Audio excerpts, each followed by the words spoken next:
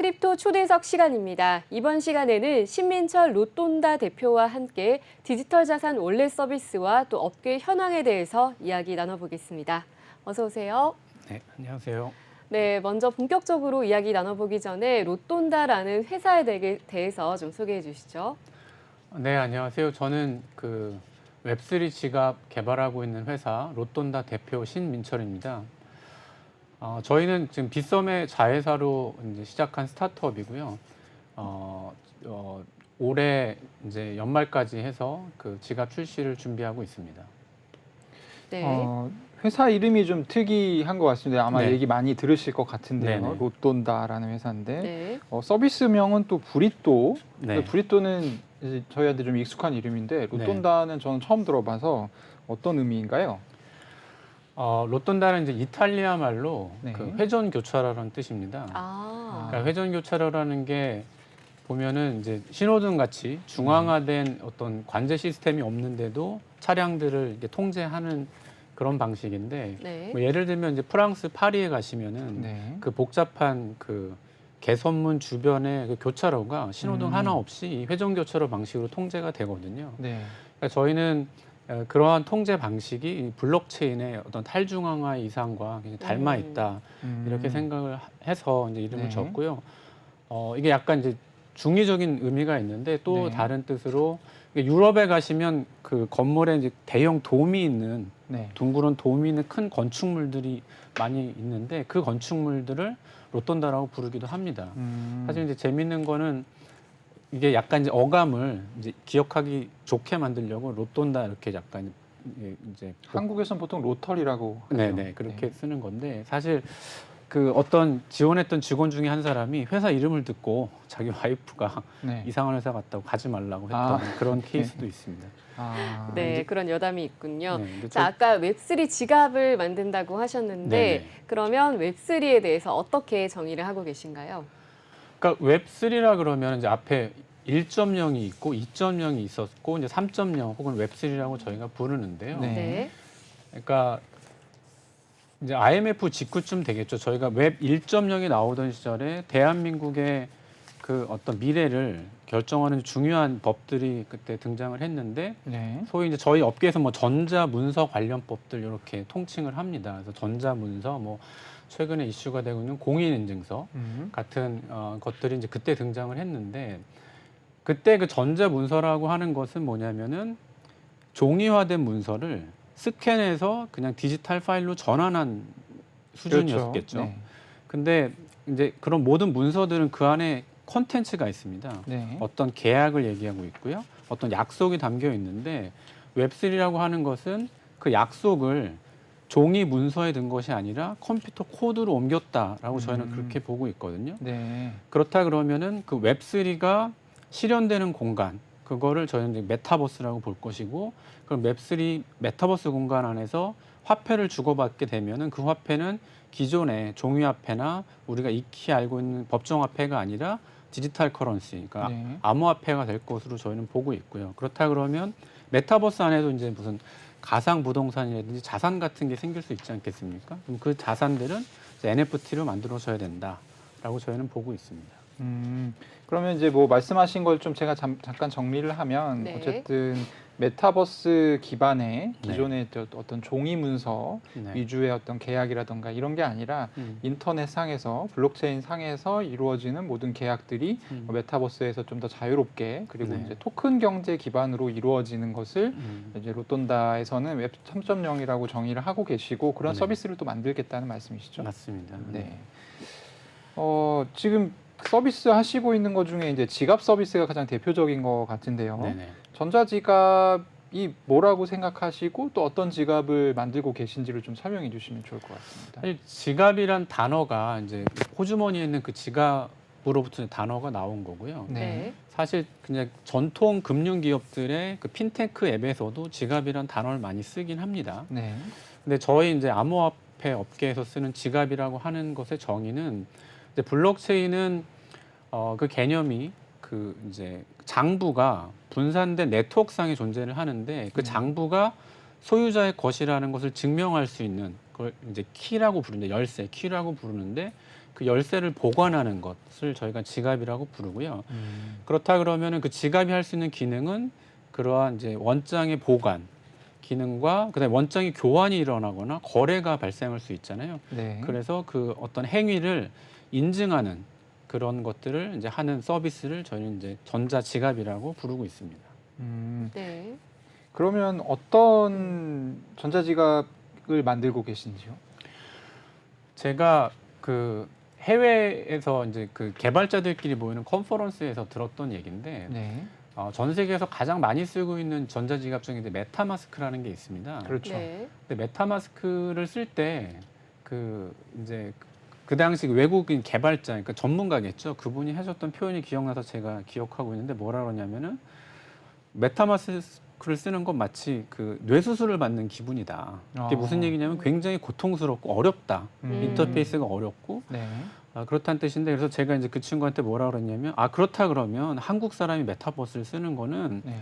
뇌수술을 받고 있는데 한국말을 못하는 의사가 하는 거랑 똑같다. 훨씬 더 고통스럽다 이런 표현을 했었습니다. 그래서 저희가 만들고 있는 지갑은 그런 고통스러운 불편함이 아니라 이거를 우리가 익히 써봤던 네. 그 이 핸드폰에 있는 다양한 이 편리한 앱들이 있지 않겠습니까? 이제 네. 그런 수준으로 이제 개발하려고 하는 것이 저희 어떤 서비스의 특징이라고 할 수 있겠습니다.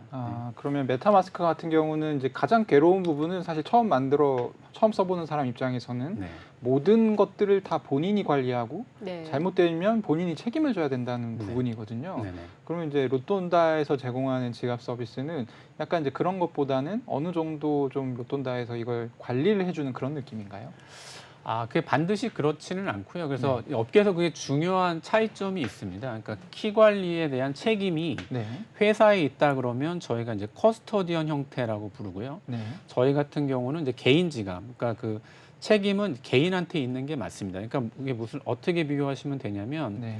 은행에다 돈을 맡긴 것과 금고를 사서 내 집에 둔 거와의 차이 정도로 비교를 할 수 있는데요. 네. 그러니까 저희 같은 개인 지갑은 일단 금고에 가깝습니다. 그래서 네. 책임이 이제 개인한테 있는 것은 맞는데 네. 문제는 뭐냐면은 아까 말씀드린 것처럼 사용하는 게 굉장히 어렵거든요.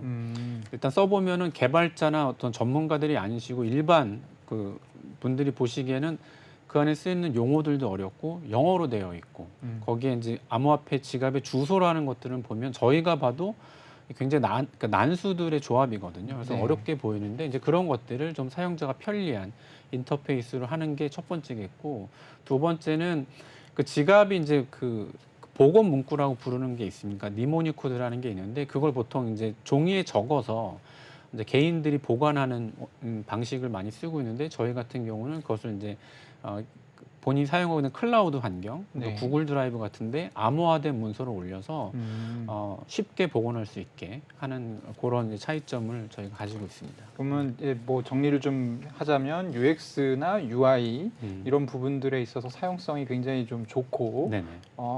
지금 설명해 주신 게 이제 처음 사용하시는 분들 많이 말씀하셨는데 네, 아마 네. 그런 사람들도 쉽게 쓸 수 있도록 좀 직관적으로 만드셨다는 말씀이신 맞습니다. 것 같아요. 맞습니다.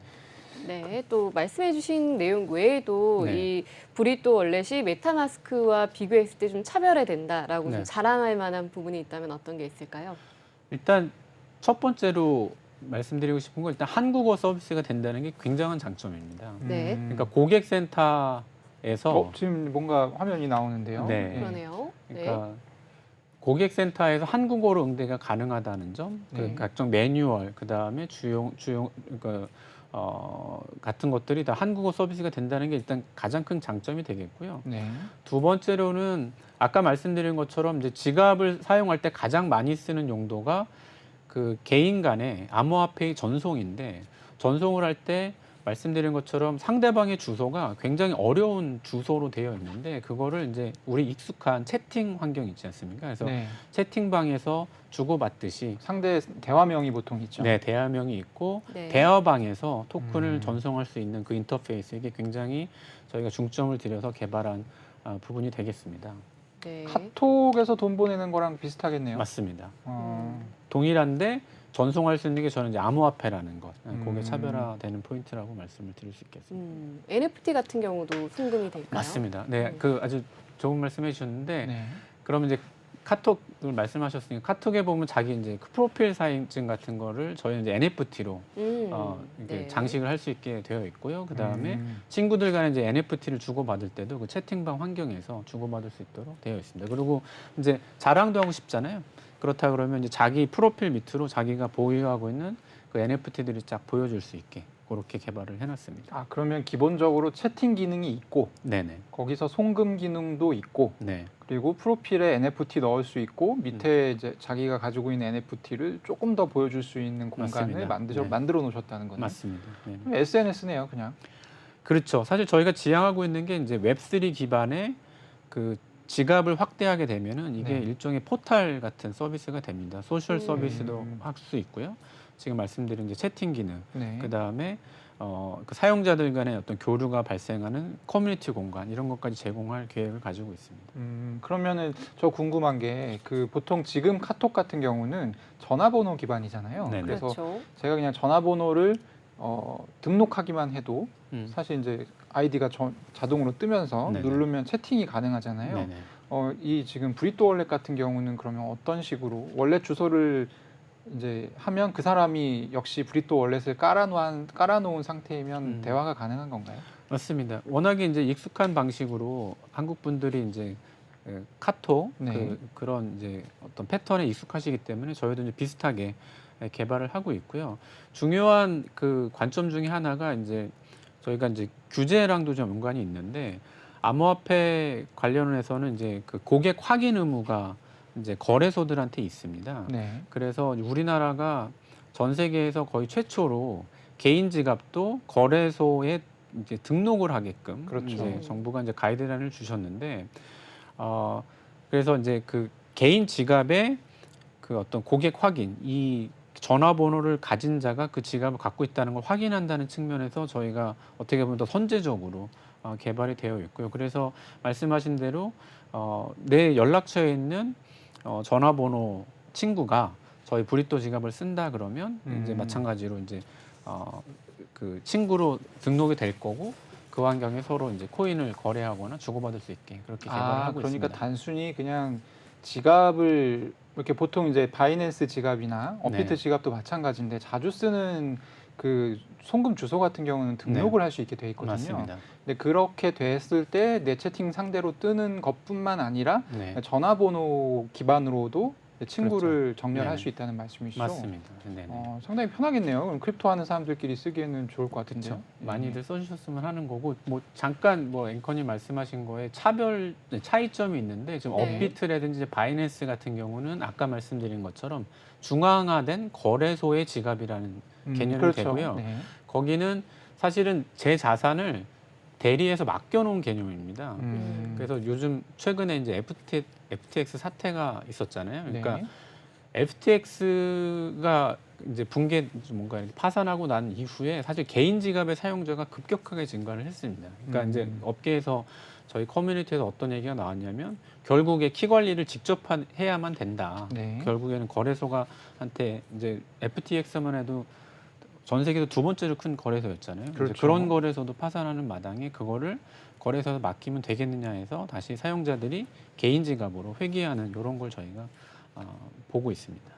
저는 뭐 말씀을 쭉 듣다 보니까 아무래도 지갑을 여러 개 사용하고 있는데 궁금한 점이 계속 생겨서 네. 좀 연장해서 질문을 드려보면 요즘에는 사실 이제 예전에는 그 어떤 코인에 연결되어 있는 지갑을 각각 따로 썼어야 됐었거든요. 네. 네. 최근 같은 경우에 이제 멀티 코인 지갑이 좀 유행인데 네. 로돈다 같은 경우는 지금 거래가 가능한 어떤 코인이 몇 개 정도 있는지. 저희가 그 굉장히 좋은 질문이신데 저희가 이제 7개 정도 메인넷을 커버할 예정이고요. 네. 그러니까 한국 주변 뭐 동북아시아에서 많이 사용되는 대형 메인넷들은 이제 대부분 커버를 합니다. 뭐 대표적으로 이제 이더리움이 당연히 있겠고요. 뭐 네. 클레이튼, 바이낸스 스마트 체인, 네. 솔라나, 폴리곤 그리고 이제 저희랑 이제 전략적 제휴가 되는 이제 캐스퍼라는 캐스퍼. 메인넷까지 저희가 지원할 예정이 있습니다. 네. 일단 지금은 뭐 말씀하신 거 세 보니까 7개 정도 되네요. 네. 비트코인 포함해서. 그렇습니다. 비트코인 네. 당연히 포함되어 있고. 계속 이제 메인넷은 추가를 네. 지원하실 예정이고요. 맞습니다. 추가를 할 거고 아까 말씀하신 것처럼 네. 지금이 이제 인터넷 쇼핑을 비교를 하자면 네. 그 인터넷 쇼핑이 초기 그 단계 기억하시겠지만 네.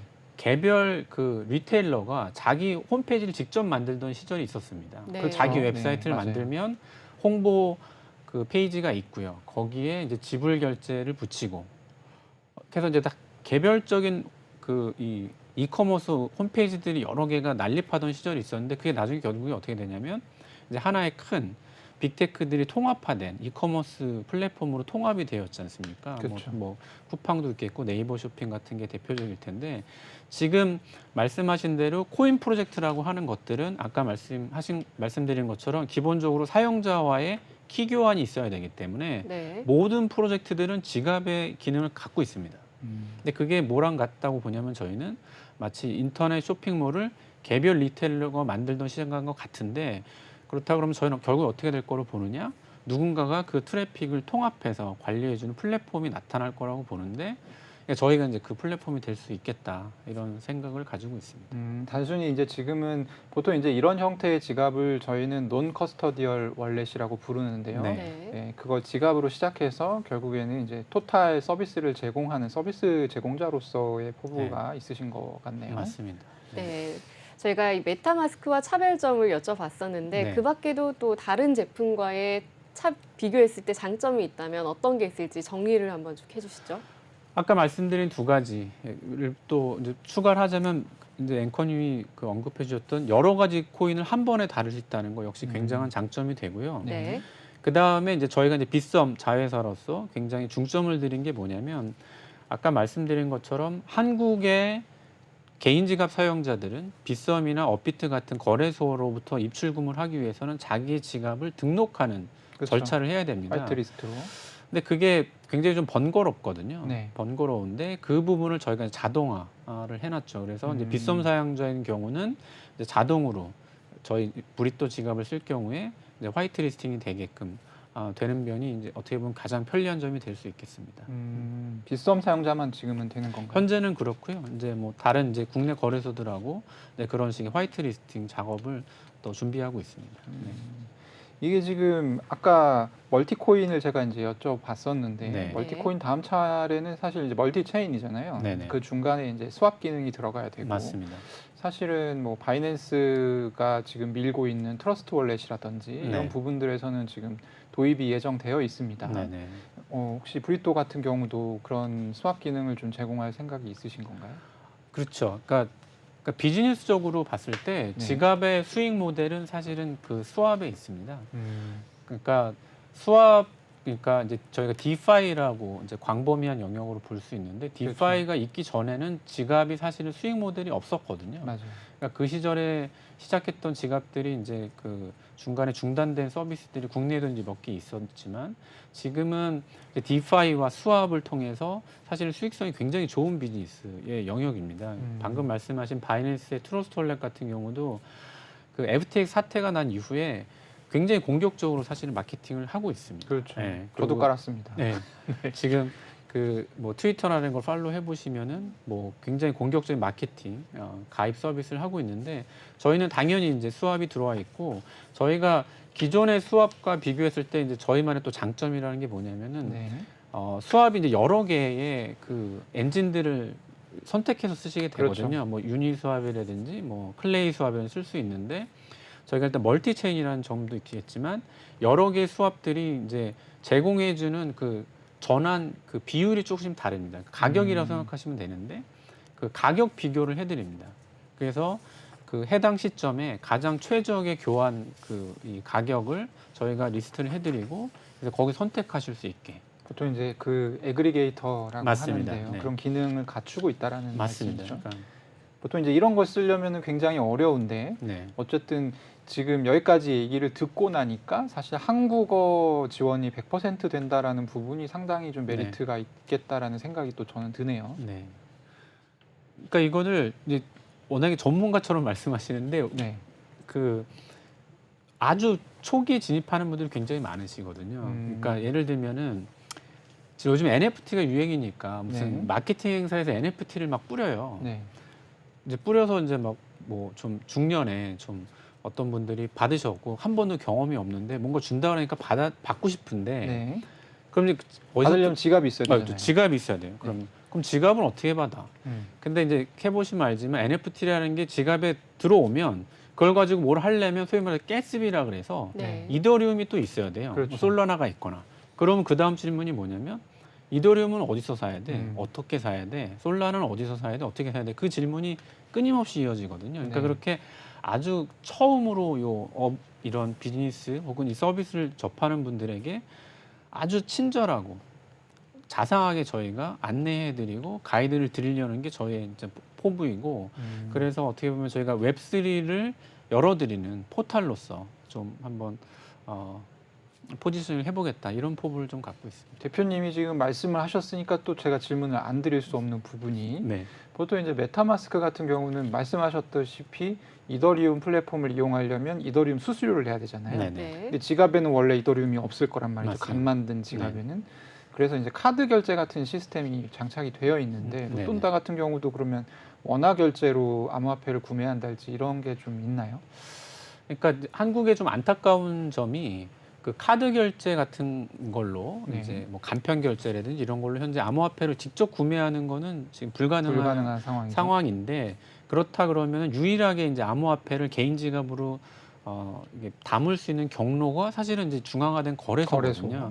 그게 이제 정부가 이렇게 이제 규제를 가이드라인을 만든 거지 않겠습니까? 네. 그렇지만 이제 뭐 중장기적으로는 당연히 이제 카드 결제 같은 게 되면 좋겠다 이런 생각을 가지고 있고요. 저희는 이제 글로벌 비즈니스로 보고 있기 때문에 이제 한국 사용자가 아닌 이제 글로벌 유저 향으로는 이미 뭐 문페이라든지 이런 그 카드로 암호화폐를 구매할 수 있는 서비스는 이미 많이 나와 있거든요. 그런 것들과 이제 연계를 하려고 이제 준비 중에 있습니다. 네. 자, 그리고 블록체인 프로젝트 유경험자가 굉장히 회사에 많다고 들었거든요. 네. 창업한 지 지금 1년이 조금 넘은 스타트업 프로젝트이신데 인력 구성에 대해서 좀 알려주시고 또 재정적 부담은 없었는지 이 부분도 좀 궁금합니다. 저희가 어떻게 보면 굉장히 운이 좋았다고 생각을 하고 있습니다.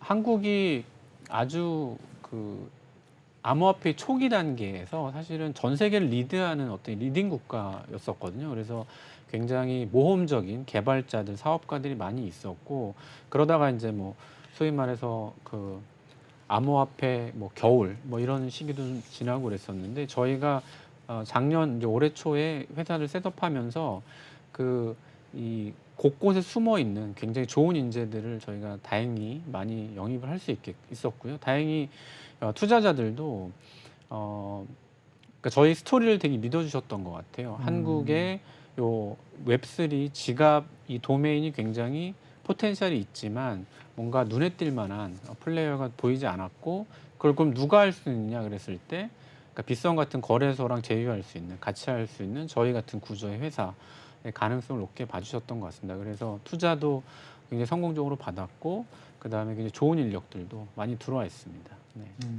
네, 주주로 참여해 주신 곳을 조금 구체적으로 알 수 있을까요? 보니까 굉장히 좀 이름만 들으면 다 아는 곳이더라고요. 맞습니다. 그러니까 저희가 이제 처음에 브랜드 이름을 이제 브리또라 그랬는데 그게 이제 뭐 재료를 여러 개 넣어서 싸 먹는 거잖아요. 그러니까 쌈 싸 먹는다 뭐 이런 약간 재미로 이제 브랜드명을 줬는데 원래 다 같이 싸고 싶었던 그런 것들이 뭐냐면 이제 여러 가지 코인들도 당연히 싸고 싶었던 거고 소위 말하는 전통 자산들도 고객 입장에서 보면은 코인과 뭐 비트코인 그다음에 뭐 삼성전자 주식 뭐 이런 것도 하나의 서비스에서 사용하고 싶어 할 거거든요. 그렇죠.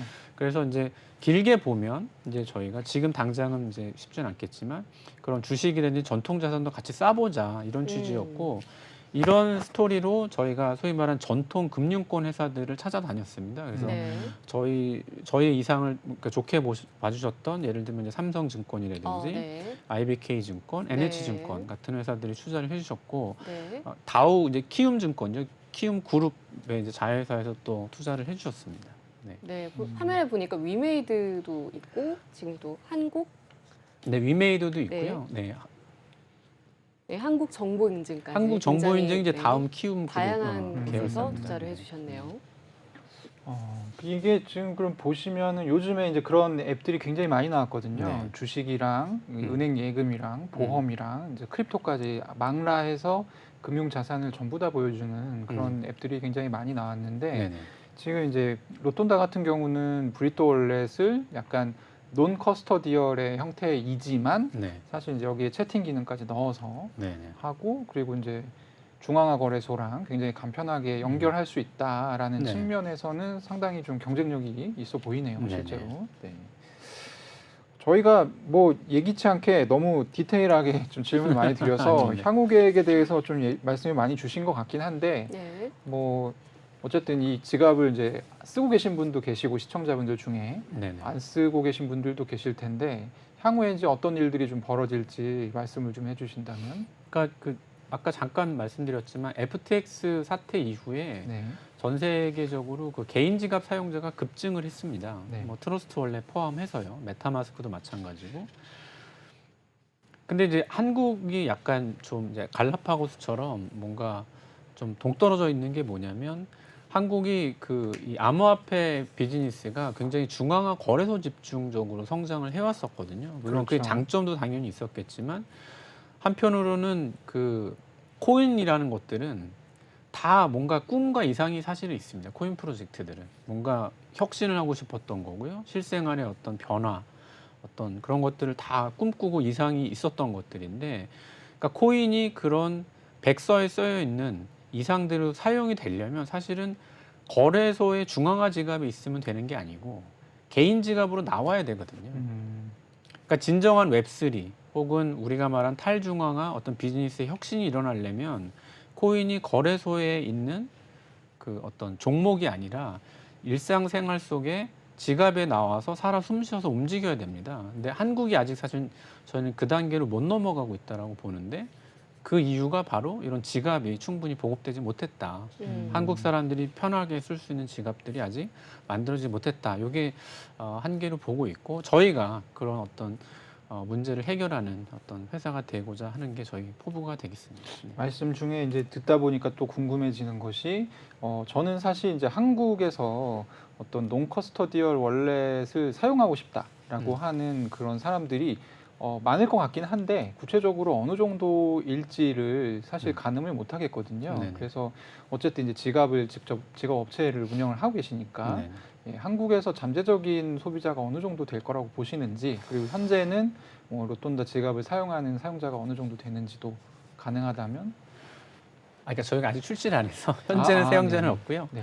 그 예상하건대 지금 중앙화 거래소들의 사용자들을 보면 네. 뭐 빗썸 기준으로 한 800만 유저 저희가 말씀을 하거든요. 네. 800만이면 사실은 엄청난 숫자죠. 네. 그 뭐 성인들 기준으로만 저희가 회원 가입을 받으니까.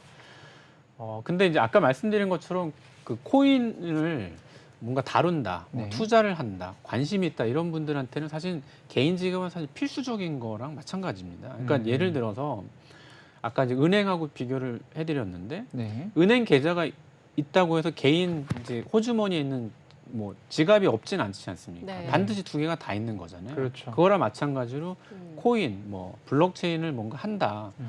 그러니까 800만 유저가 있다라고 하면 그 사람들이 사실은 다 개인 지갑이 있어야지 맞습니다. 원칙적으로는. 그래서 네. 저희가 보고 있는 어떤 한국 내에서의 어떤 잠재적 규모는 그 정도. 물론 이제 그 이상으로 아까 말씀드린 것처럼 웹3의 어떤 기술이 조금 더 보편적으로 여러분들한테 쓰이게 되면은 800만이 아니라 뭐 우리나라 전 국민이 다양히 쓰는 그런 서비스가 될 수 있을 거로 저는 기대를 하고 있습니다.